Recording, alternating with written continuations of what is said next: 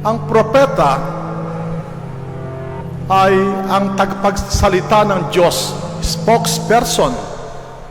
Ang kanyang tinig, ang kanyang boses ay nagpapahayag ng kalooban ng Diyos. Sa unang pagbasa pa lamang, ipinaunawa na sa atin na ito ay isang kaloob, isang tawag o bokasyon. Ang Diyos mismo ang pumili sa isang gagawin niyang instrumento para ipaabot sa bayan ang kalooban ng Diyos. Kaya ito yung karanasan ni Ezekiel at ng marami pang mga kilalang propeta. Alam nyo sa aklat na mga propeta sa Lumang Tipan, merong mga major prophets, mga kilala, sa lawak at kapal ng kanilang aklat. Simula kay Moises, si Elias ang pangunahin sa mga propetang yan ng Lumang Tipan, Isaias, Jeremiah, at ngayon si Ezekiel.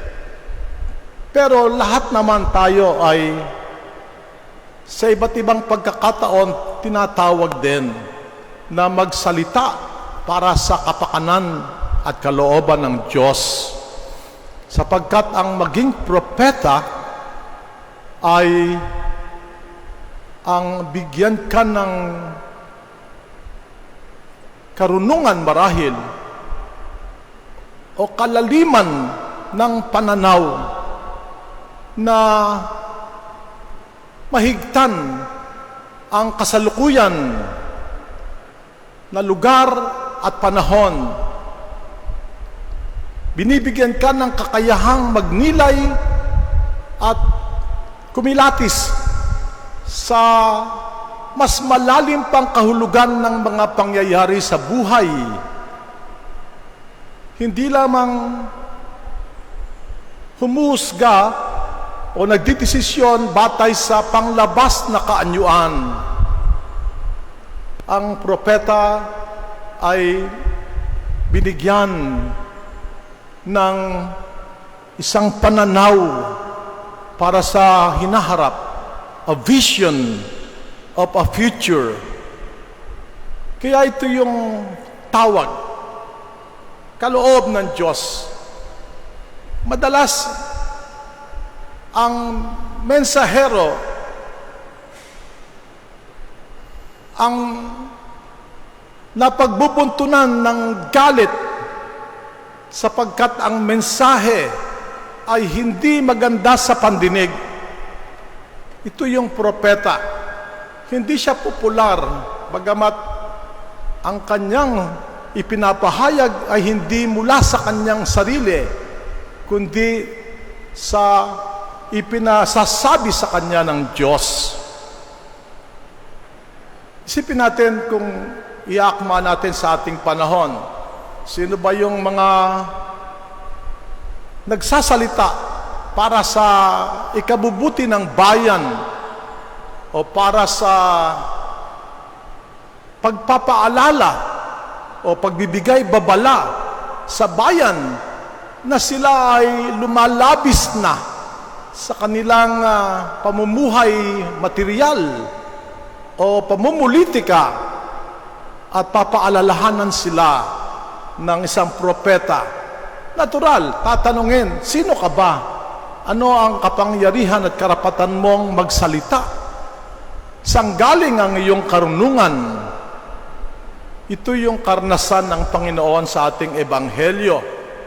Itong ebanghelyo ni San Marcos, kapag bukas pa lamang na ipinakilala siya ni Juan Bautista at pagkatapos na pagkaloob sa kanya ang Espiritu sa bautismo ni Juan, ay timano pumalaot na siya, nagpunta na siya sa ilang na lugar upang dito ay magnilay, magretiro. At ito yung unang karanasan ng Panginoon sa kanyang pagbiministeryo, pamumuhay publiko. Inihanda siya ng 40 araw, nag-ayuno. At pagkatapos ay, timano'y pumunta siya sa mga lugar na wari ba'y mga pagano, mga makasalanan sa tabi ng lawa ng Galilea. Siya ay naglakbay doon at nangaral tungkol sa pagbabalik loob sa Diyos. Nagpunta pa siya sa mga kilalang bayan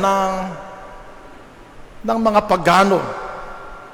Bago rito sa Ebanghelyo ngayon, galing siya sa isang karanasan ng pakikipaghamok sa masamang espiritu. At ngayon ay sa kauna-unahang pagkakataon, umuwi siya sa kanyang nakalakhang bayan ng Nazaret. Nabalita na ang mga ginawa at ipinahayag ng Panginoon mula sa mga karatig bayan. At ngayon, unang pagkakataon nilang makikilala at maririnig siya nang siya'y pumasok sa sinagoga at nangaral. At ganun din ang reaksyon ng kanyang mga kababayan. Saan galing ang kanyang karunungan o ang kapangyarihang gumawa ng kababalaghan? Hindi ba ito ay ang kababata natin? Anak siya ng karpentero na ang asawa ay si Maria. Kilala natin ang kanyang mga kapatid. Ano ang karapatan niyang mangaral sa atin? Ito yung reaksyon. At hindi sila naniwala, tinanggihan nila, nireject nila ang Panginoon. At dito nabangha ang Panginoon at nalungkot sa kanilang kababawan ng isip at kawalan ng pananampalataya. Ito ang mensahe sa atin ngayon. Pagka mula sa atin ang isang magpapaalala, lalo't kilala natin ang kanyang pagkatao mula pagkabata pa, napakahirap nating tanggapin. Ito yung mensahe. Madalas tumitingin tayo sa mensahero, messenger, sa tagapagsalita lamang at hindi natin dinarama at inuunawa ang mensahe kaipalay mula sa Diyos. Kaya madalas tayong madaling humatol sa kapwa natin. Kaya sinabi ng Panginoon, ang propeta ay ginagalang ng lahat maliban sa kanyang sariling bayan. At siguro magandang paalala sa ating lahat. At napakarami nang nagpalit-palit ng mga pari, destino rito, propeta, at lahat ng mga pamamaraan ay sinubukan na. Nagkaroon tayo ng pandemya, kaya may katuwiran na tayo ay huwag magpunta ng simbahan. Makapapanood naman tayo sa telebisyon. At kakaunti lang ang pinapahintulutan. Pero nung magsimula, sabi ko, wala namang pinagkaiba kahit na may pandemya o wala. Kakaunti naman talaga ang mga tao. Siguro kahit na anong gimmick o pamamaraan ng ating pag-anyaya, eto pa rin, tayo pa rin ang nagsisimba. Siguro ito, okay na to. Okay na itong dating na ito. At nagiging 3 na ang misa natin paglinggo. Pero ang issue pa rin, paano ba natin mahihikayat ang tao, ang mga taga-Rojas na totoong sumamba sa Diyos at makiisa sa ating mga pagdiriwang ng pagsamba sa ating simbahan. Napakaganda ng ating simbahan, napakalaki. Ano pang programa ang kailangan natin? So tatanong natin sarili yon, sapagkat siguro hindi naman importante kung sino yung mensahero o yung paring nasa harapan natin, kundi ang panawagan mismo ng Diyos na binibigkas lamang ng mensahero na tayo ay lumabas sa ating sariling lungga at mga tahanang magagara at sa ating comfort zone at totoong makialam sa ating komunidad, makibayan, makilahok, at baka tayo rin ay tinatawag na maging propeta, na kumilatis ano ba ang mas malalim na issues ng ating bansa at ng ating bayan, makilahok sa mga pagbabahaginan. Paano ba natin mabibigyan ng direksyon tulad ng isang propetang tumatanaw sa hinaharap, hindi lamang sa kasalukuyan, ang ating bayan? Paano natin sasamahan sa paglalim at patuloy na pagpapatotoo sa buhay pananampalataya, paglilingkod sa kapwa, at pakikisangkot sa lipunan. Ito pa rin ang mga usapin, sapagkat ito ang kahulugan ng pananampalataya. Ibahagi ang biyaya ng Diyos ay ipinadaan lamang sa atin upang ito ay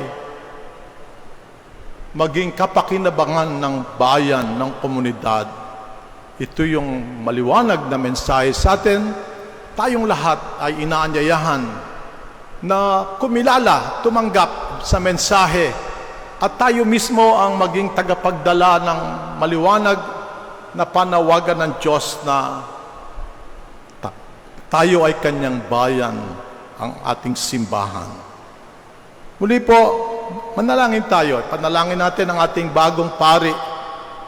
Panalangin natin ang mamamayan, mga mananampalataya, na tayo ay totoong maging mga buhay na saksi ng ating barangay para sa pagsigla at pagyabong sa pananampalataya ng ating mga kababayan.